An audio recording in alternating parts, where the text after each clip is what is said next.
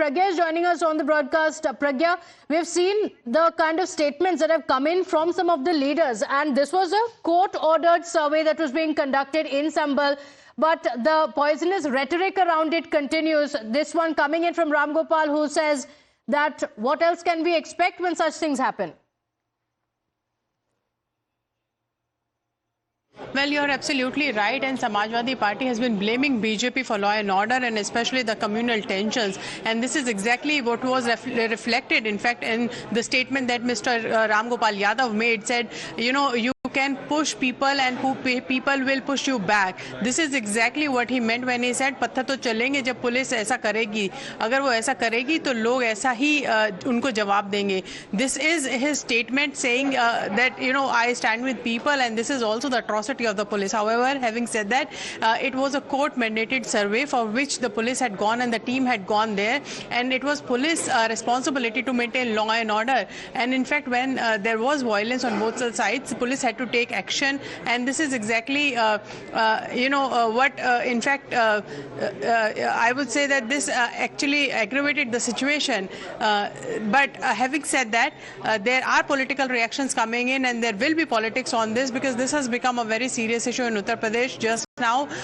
as the BJP was celebrating its by-poll victory, many of the opposition parties are attacking it, saying that this is not whatever the mandate has gone. It seems that there is no fairness in the conduction of polls, and this is exactly what they had raked up in this all-party meeting, saying that the role of ECI needs to be probed and taken into consideration. This is one of the demands of Samajwadi. Stay with us. I just want to get in a BJP reaction as well on that. Anila Singh of the BJP is with us on the broadcast. Thank you for joining us, Ms. Anila Singh. What do you think of Ram Gopal's statement? He says "Patthar to chalenge" when he was asked about the violence that broke out in Sambal. My Ram to all, and I am not surprised at all. 99% of political parties in this country of ours, they start advocating for one particular religious minority. So they have free hand, because they know it very well that they are going to be supported by all means by these people. But let me make myself very clear. If somebody is going to pelt stones, then they should be ready to face the reaction as well. Every action has got reaction, and that reaction can be in any form. So at that time, I warn them, they should not stand with the placard that we have become the victim, we have become the victim.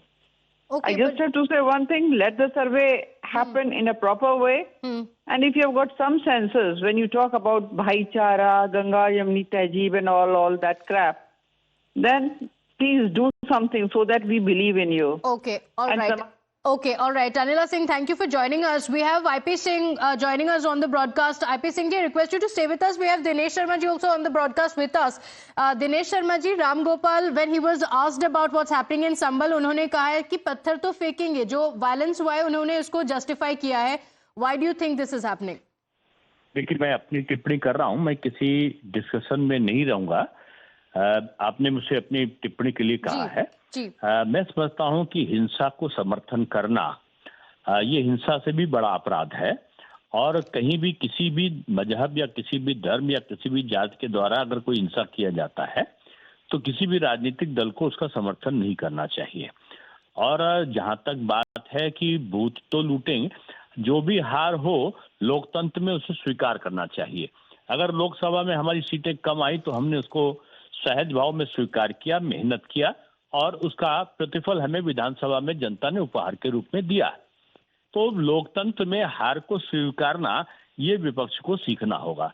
और जहां तक हिंसा में की बात है तो हिंसा को कोई भी प्रशासन हो, किसी भी राजनीतिक दल का, उसको क्षमा नहीं कर सकता.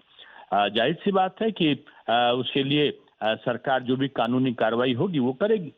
जी, लेकिन संभल में जो पथराव हुआ है, क्या आपको लगता है कि politics should be kept aside, कि political leader should also come out and give an appeal for peace, unlike the statement that is being made? जो भी दोषी होंगे वो दंड के पात्र बनेंगे.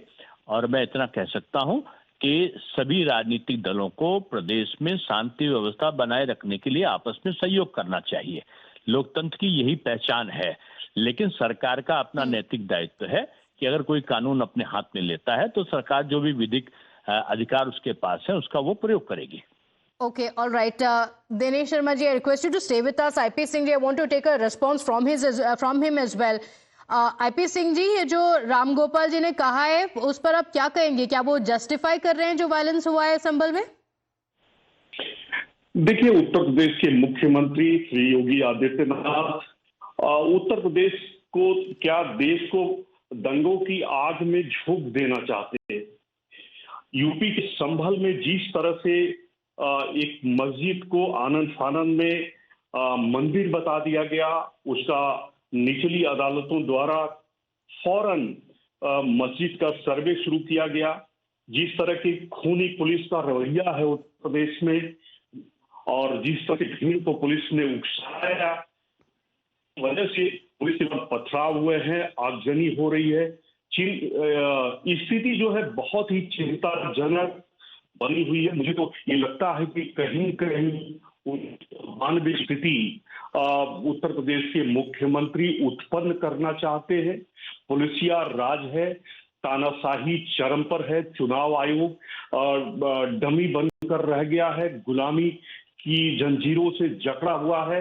माननीय सुप्रीम कोर्ट को जो समुचित संज्ञान लेना चाहिए चुनाव आयोग से लेके हिंसा को लेकर, वो बिल्कुल नहीं लिया जा रहा। जिस तरह से रिवॉल्वर के बल पर वोटरों को निकलने नहीं दिया गया, जिस तरह से उनको कुचला जा रहा है, ये सारी साजिश अपनी कुर्सी को बचाने के लिए मुख्यमंत्री योगी आदित्यनाथ जी कर रहे हैं। कहीं न कहीं उनके मन में यह है कि उत्तर प्रदेश और देश में बड़ा दंगा हो, विकास ठप हो और जिससे कि वो आगे प्रधानमंत्री का रास्ता तय कर सके। लेकिन IP सिंह जी, आप कह रहे हैं कि ये जो सिचुएशन है वो बहुत चिंताजनक है, आप कह रहे हैं कि कॉन्स्पिरेसी है, तो इज इट जस्टिफाइड? जो राम गोपाल जी ने कहा है वो आपने सुना है? जो पथराव हुआ है संभल में, उन्होंने कहा है कि लोग पत्थर बिल्कुल वो वरिष्ठतम नेता हैं समाजवादी पार्टी के। कम से कम 3-3.5 दशकों से वो संसद में है। समय समय पर तमाम सरकारों को उन्होंने सुझाव देने का काम किया है। भारत के संविधान में उनका बड़ा योगदान है। ऐसे में जब प्रधानमंत्री, गृह मंत्री, उत्तर प्रदेश के मुख्यमंत्री, बीजेपी शासित राज्यों के मुख्यमंत्री जब ये कहते हैं कि बटेंगे तो कटेंगे, लेकिन ये सर्वे तो कोर्ट ने कराया है। और सवाल अब निचली अदालतों का क्या रवैया है, माननीय हाई कोर्ट और सुप्रीम कोर्ट का क्या रवैया है, क्या महाराष्ट्र पर जस्टिस दिया, किस तरह से एंटी डिफेक्शन लॉ का वायलेशन सुप्रीम कोर्ट ने किया, पूरा देश ने देखा है। कौन सा ऐसा चमत्कार हो गया कि जो सरकार बुरी तरह 4 महीने पिट गई और 4 महीने बाद 98% रिजल्ट 148 जी, अगर समाजवादी पार्टी या इंडिया ब्लॉक नहीं जीत पाती है तो क्या आप कोर्ट पे सवाल उठाएंगे, इलेक्शन कमीशन पे सवाल उठाएंगे, सब पे सवाल उठाएंगे? और अगर पथराव होगा तो उसको भी जस्टिफाई करेंगे? आज अघोषित आपातकाल है, सारी संस्थाओं का कत्ल कर दिया गया है, कोई संस्था जीवित नहीं है। तो अगर कोर्ट ऑर्डर करेगी सर्वे और अगर सर्वे होगा तो पथराव होगा और समाजवादी पार्टी कहेगी कि पत्थर तो चलेंगे,